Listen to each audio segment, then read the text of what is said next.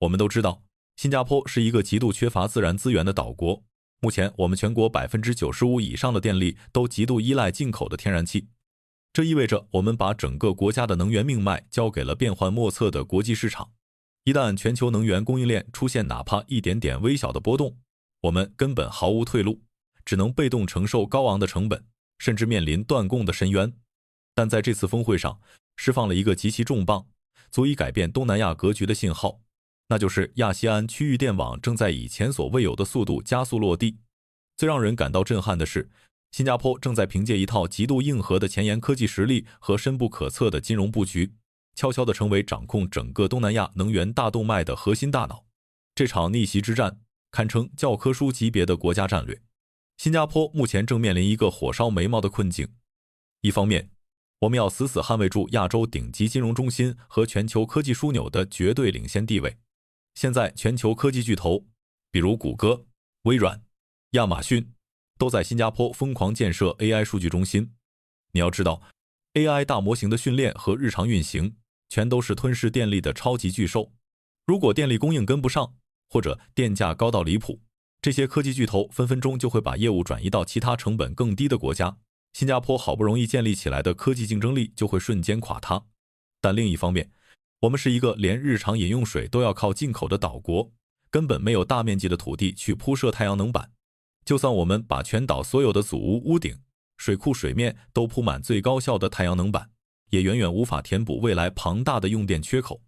根据新加坡能源市场管理局 EMA 的数据，到2035年，新加坡计划进口高达4000兆瓦的低碳电力，这相当于我们全岛总用电量的 30%。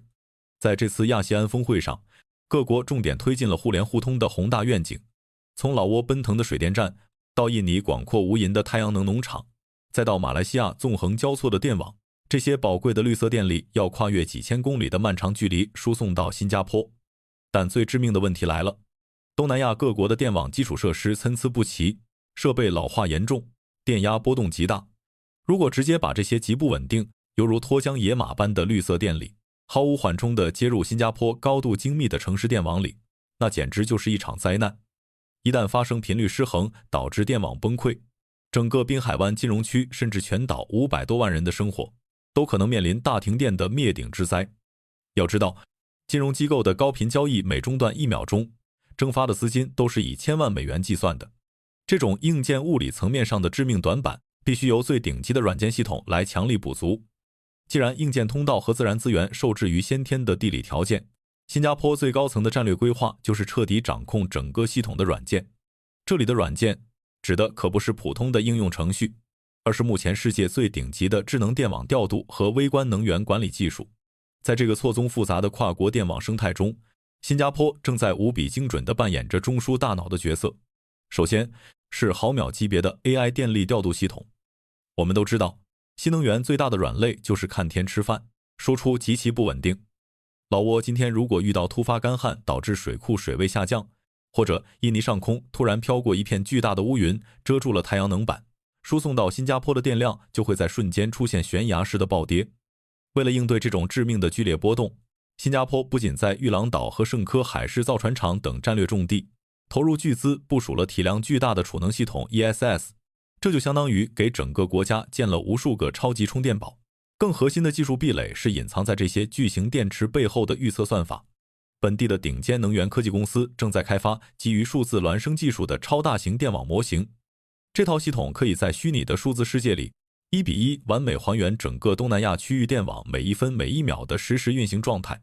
利用深度学习的 AI 大模型，它能提前预判出几百公里外哪里会出现电压衰减，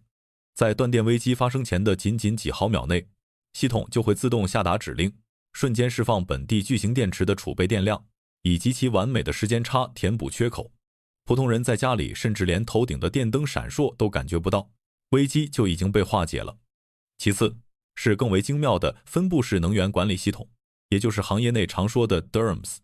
在这个维度上，新加坡绝不仅仅是在被动地接收跨国电力，它还在运用极强的统筹调度能力，把全岛零散的耗电和发电设备整合成一个巨大的虚拟电厂。当跨国电网供电吃紧，面临崩溃边缘时，系统会自动在后台进行极其微小的动态调节。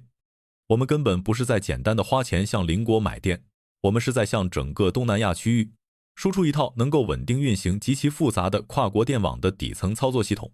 谁掌握了系统，谁就掌握了绝对的话语权。如果说前沿科技是控制这套跨国电网的神经系统，那么庞大的资本运作就是驱动整个电网生生不息运转的血液。亚细安区域电网要从宏伟的图纸全面建成落地，预计需要数千亿美元的庞大初始投资。印尼和老挝这些周边国家确实有着令人羡慕的丰富自然资源，但他们面临一个现实且尴尬的瓶颈，那就是极度缺乏足够的本土建设资金，同时也缺乏在国际资本市场上撬动巨额低息融资的主权信用背书。这时候，新加坡的第二重王牌身份，也就是亚洲绝对的绿色金融中心，就发挥了一锤定音的决定性作用。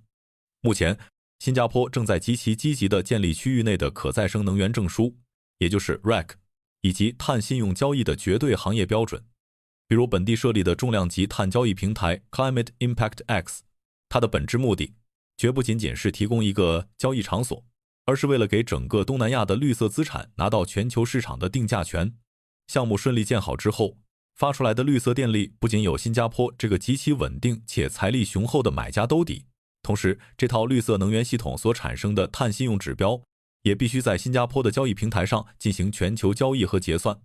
通过这种无懈可击的商业闭环模式，新加坡把原本单纯的跨国买卖关系直接升维成了行业标准制定与底层金融深度绑定。